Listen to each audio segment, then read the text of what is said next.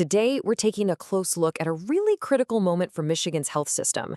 We're digging into a piece from the Wellness Watch that shows how policy decisions being made far away are creating some serious stress on the ground, and what that could mean for the future of healthcare for everyone in the state. This quote, "This is where it all starts." It's from an administrator at a small community hospital in Michigan. And honestly, it's a gut punch. This isn't just one person's bad day. It's an early warning sign, a tremor that signals much bigger pressures on the state's entire health infrastructure. Think about that.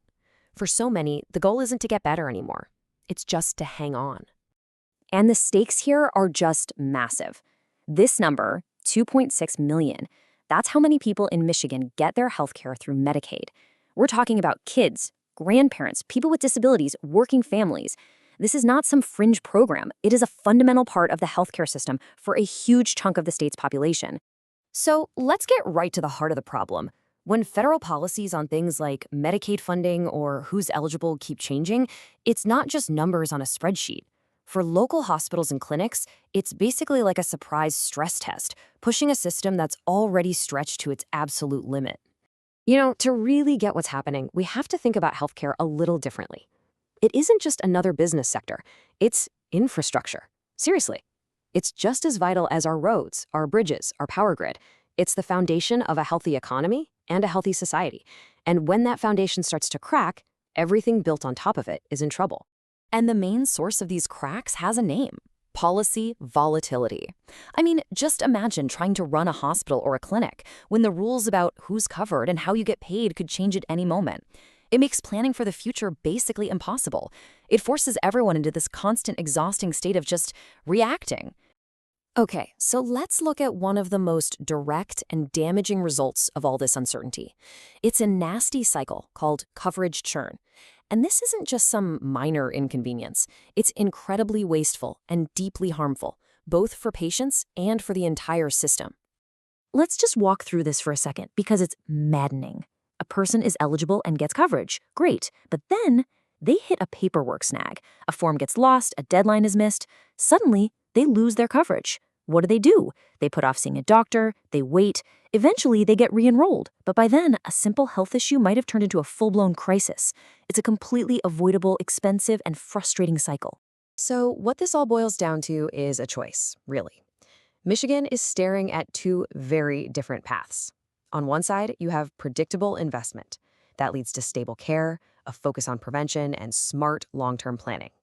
But on the other side, you have policy volatility, which just creates chaos, disrupted care, provider uncertainty, and a system lurching from one emergency to the next. And this is especially dangerous for rural hospitals, which run on such thin margins they have zero buffer to absorb these kinds of shocks. Now, here's where the damage gets really sneaky because it happens so quietly. When budgets get tight and the pressure is on, what are the first things that get cut? Often it's the prevention programs, the very things designed to keep people healthy and out of the emergency room to begin with. This chart explains the prevention paradox perfectly. See that small green bar?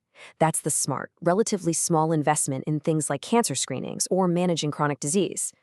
Cutting it looks like a short-term win, a quick saving, but it directly leads to that huge, menacing red bar of future emergency costs. It's a classic case of being penny-wise and pound-foolish.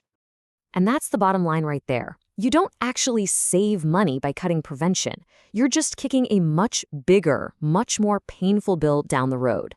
That cost doesn't just vanish. It shows up later, and it shows up in our emergency rooms, in rising disability claims, and in lost productivity for the whole economy.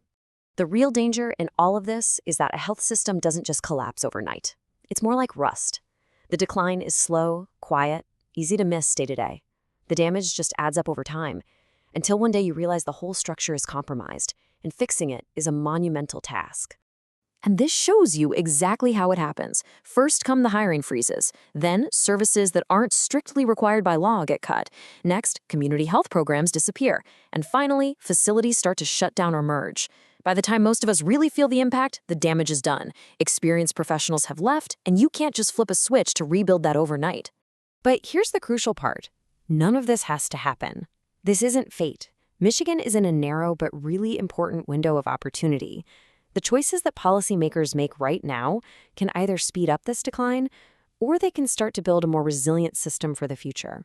So what can be done? Well, the good news is the solutions are pretty practical and common sense. We're talking about investing in people who can help patients navigate the system and avoid that awful coverage churn. It means making sure rural hospitals are a top priority. It means protecting the prevention work that local health departments do.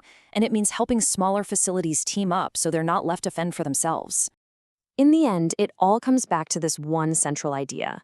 If we start treating healthcare like the essential infrastructure it actually is, the path forward becomes obvious. It needs steady, predictable investment and careful long-term planning, not this endless cycle of crisis and recalibration. Which leaves us with this final critical question. We started with that hospital administrator who was just trying to survive the year. But is that really the goal? Is that the best we can hope for?